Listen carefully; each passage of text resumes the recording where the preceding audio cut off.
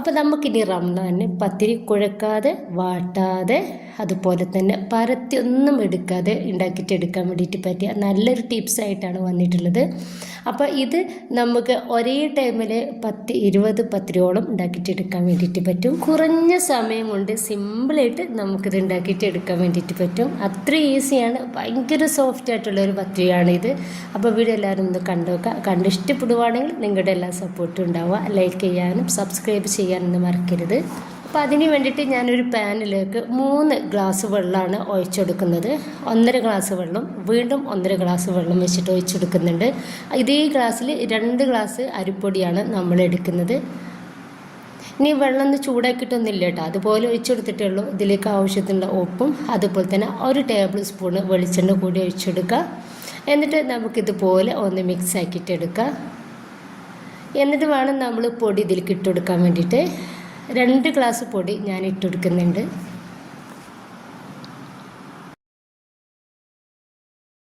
ഇനിയിപ്പോൾ നമുക്കിത് നന്നായിട്ടൊന്ന് മിക്സാക്കി കൊടുക്കുക. അപ്പോൾ ഈ ഒരു പൊടി നമ്മുടെ ഒരു വെള്ളത്തിൽ കിടന്നിട്ട് നന്നായിട്ട് ഒന്ന് കട്ടകളൊന്നും ഇല്ലാത്ത രീതിയിൽ ഒന്ന് റെഡി ആയിട്ട് കിട്ടണം.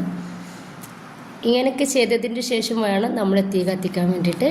നന്നായിട്ടൊന്ന് മിക്സാക്കി കൊടുക്കുന്നുണ്ട്.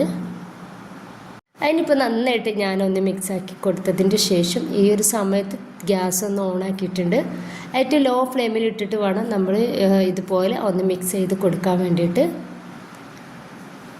അപ്പോൾ നമ്മൾ കൈ എടുക്കാതെ തന്നെ മിക്സാക്കി കൊടുത്തുകൊണ്ടിരിക്കുക. ഇപ്പോൾ ചെറുതായിട്ട് നമ്മുടെ പാൻ ഒന്ന് ചൂടായ സമയത്ത് തന്നെ ഒന്ന് തിക്കായിട്ട് വരുന്നുണ്ട്. അപ്പോൾ ഈ വേഗത്തിൽ നമുക്ക് ഇതൊന്ന് റെഡിയായിട്ട് കിട്ടും കേട്ടോ. കാരണം അരിപ്പൊടി ആയതുകൊണ്ടിട്ട് തന്നെ വേഗത്തിൽ ഒന്ന് റെഡിയായിട്ട് കിട്ടും. ഇപ്പം ഞാൻ ഒരു മീഡിയം ഫ്ലെയിമിലേക്ക് ഇതൊന്ന് തീയൊന്ന് ഇട്ട് കൊടുത്തിട്ടുണ്ട്. എന്നിട്ട് നന്നായിട്ട് തന്നെ ഒന്ന് മിക്സാക്കി കൊടുക്കുകയാണ്. അപ്പോൾ അതാ ഈ ഒരു ടൈമിൽ തന്നെ നമ്മുടെ പൊടി ഏകദേശം ഒന്ന് തിക്കായിട്ടുണ്ട്. അപ്പോൾ ഇത് പോരാ, നമുക്ക് ഇത് നന്നായിട്ട് വേവായിട്ട് കിട്ടണം. ഇത് നമ്മൾ കുഴക്കേ പരത്തേ ഒന്നും ചെയ്യാതെയാണ് റെഡിയാക്കിയിട്ട് എടുക്കുന്നത്. അപ്പോൾ അതുകൊണ്ടിട്ട് തന്നെ നന്നായിട്ട് വേവായിട്ട് കിട്ടണം നമുക്ക് ഒരു പൊടി.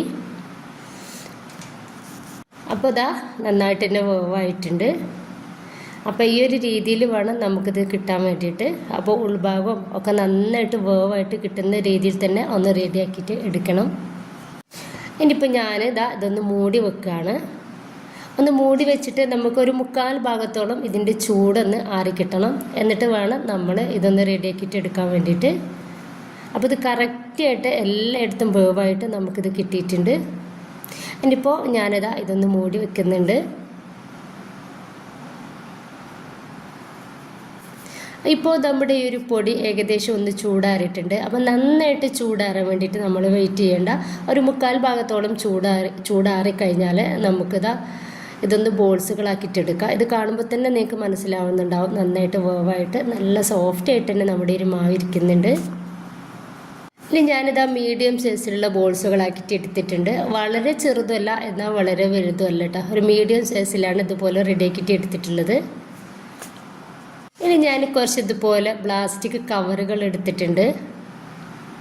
ആ കവറ് ഓരോന്നും എല്ലാതും 4 സൈഡും ഒന്ന് കട്ട് ചെയ്തിട്ട് ഒന്ന് റെഡിയാക്കിയിട്ട് എടുത്തിട്ടുള്ള കവറാണ്.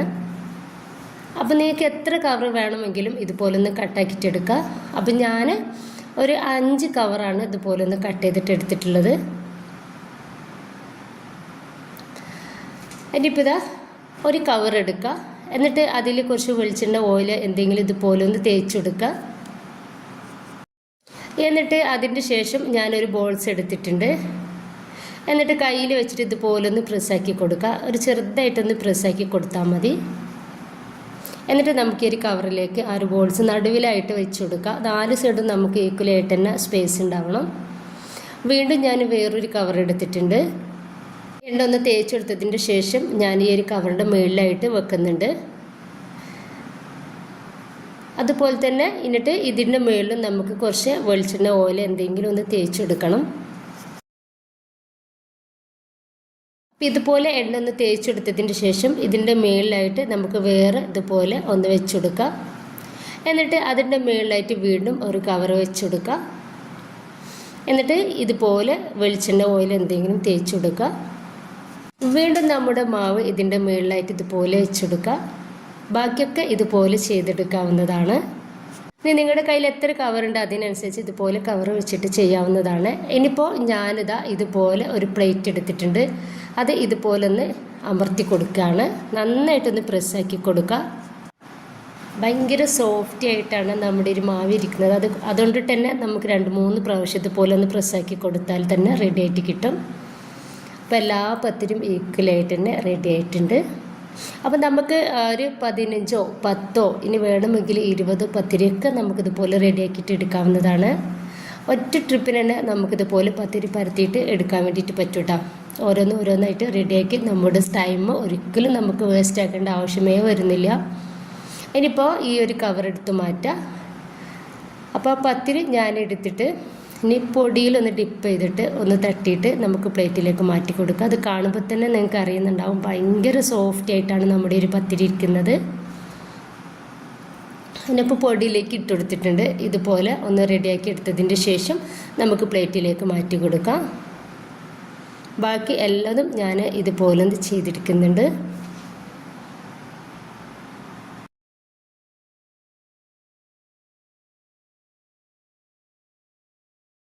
അപ്പോൾ മുഴുവൻ പത്തിരിയും ഞാനിതുപോലെ ഒന്ന് റെഡിയാക്കിയിട്ട് എടുത്തിട്ടുണ്ട്. ഇനി നമുക്കിത് ഓരോന്നും ചുട്ടെടുക്കാവുന്നതാണ്.